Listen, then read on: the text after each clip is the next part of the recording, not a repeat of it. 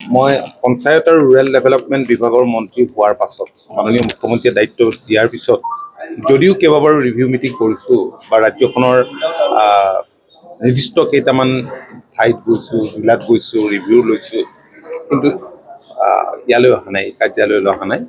আজি ইয়াত additional CS কল্যাণ চক্ৰৱৰ্তী আৰু আমাৰ কমিশ্যনাৰ PNRD প্ৰীতিজলি আৰু ASRLMৰ দায়িত্বত থকা মণিকুন্তল বৰদলৈ আৰু কেইবাগৰাকীও সচিব আছে, শৰ্মা দাস ডাঙৰীয়া আৰু জ্যেষ্ঠ বিষয়াসকল উপস্থিত আছিল। এটা বিশাল ডিপাৰ্টমেণ্ট আৰু বহুত আঁচনি ইয়াত আছে যিবিলাক ৰাজ্যখনত আজি কিছুদিন ধৰি সঠিকভাৱে ৰূপায়িত হৈ আছে। আমি বিশেষকৈ আপোনালোকে জানে যে আমাৰ বাজেট ছেশ্যন অহা 6 তাৰিখৰ পৰা আৰম্ভ হ'ব। আমি পূৰ্বৰ বাজেটৰ ধন সঠিকভাৱে খৰচ হ'ল নে নাই বা ভৱিষ্যত এইবাৰ আমি বাজেটত আমি কি কি কাম কৰিম সেইখিনি কথাই আমি বিস্তৃতভাৱে আলোচনা কৰিলোঁ।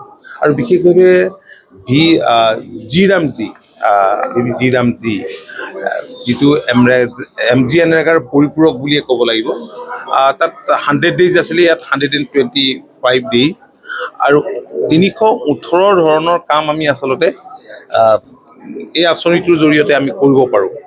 গ্ৰামাঞ্চলৰ আমি চেহেৰা সলনি কৰিব পাৰোঁ। এই বিষয়টোক লৈ মাননীয় মুখ্যমন্ত্ৰীয়ে লাষ্ট কেবিনেটত আলোচনা কৰিছিলে, এই বিষয়টো আহিছিলে আৰু তেতিয়া এখন এটা মিনিষ্ট্ৰিয়েল গোট এটা কৰি দিছিলে।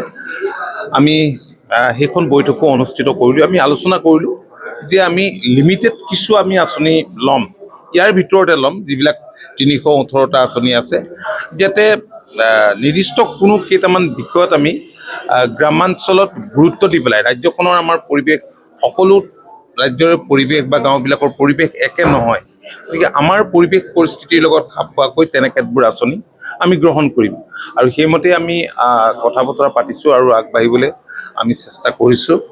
এতিয়া ইয়াৰ উপৰিও আমি 16 ফাইনেন্সৰ ওপৰত আমি আলোচনা কৰিছোঁ।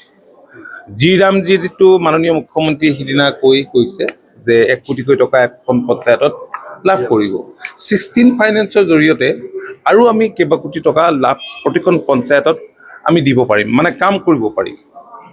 এইবাৰ জি ৰামজীত বেছিভাগ ৰাস্তা কাম কৰাৰ কথাই আমাৰ মন্ত্ৰী গোটে ক'লে। ৰাস্তা, ঠিক তেনেকৈ বহুত স্কুল আছে যিবিলাক স্কুলৰ বাউণ্ডেৰী নাই। ৰাস্তাৰ কাষত থকা স্কুলবিলাকত বাউণ্ডেৰী নথকাৰ কাৰণে সময়ে সময়ে এক্সিডেণ্টটো হয়।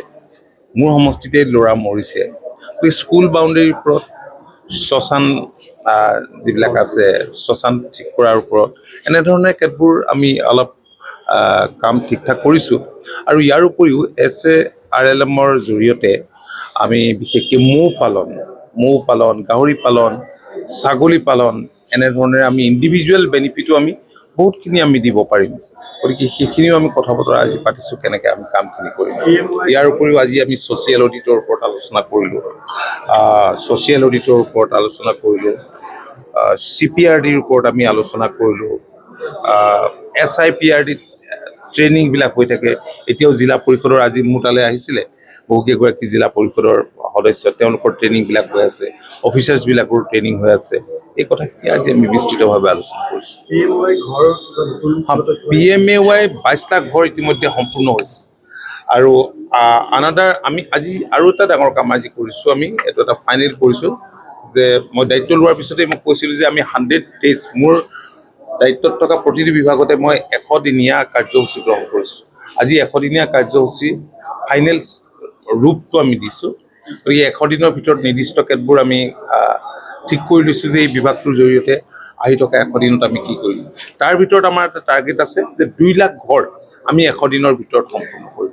এইটো যে PMAY ঘৰ আগতে ধৰক এটা পৰ্টেল থাকে, সেই পৰ্টেলত যাৰ ঘৰ নাই তেওঁলোকে আপলোড দিব পাৰে, তেওঁলোকে নিজৰ কথাবোৰ লিখি দিব পাৰে। এতিয়া আপোনালোকে নাই, এতিয়া সেইটোৱেইটো মাজতে বহুত কমপ্লেইন আহিছিল যে পাবলগীয়া কিছু মানুহে পোৱা নাই।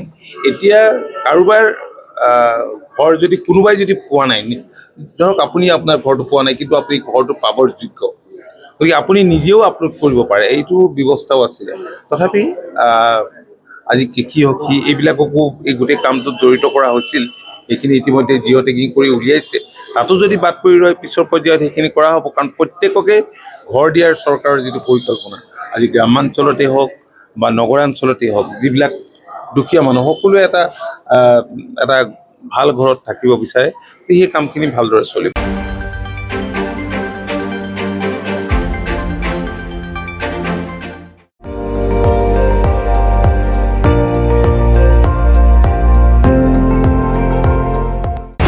আপুনি চাই আছে ND24, সৰ্বশ্ৰেষ্ঠ নহয় সৰ্বোত্তমৰ দৌৰত।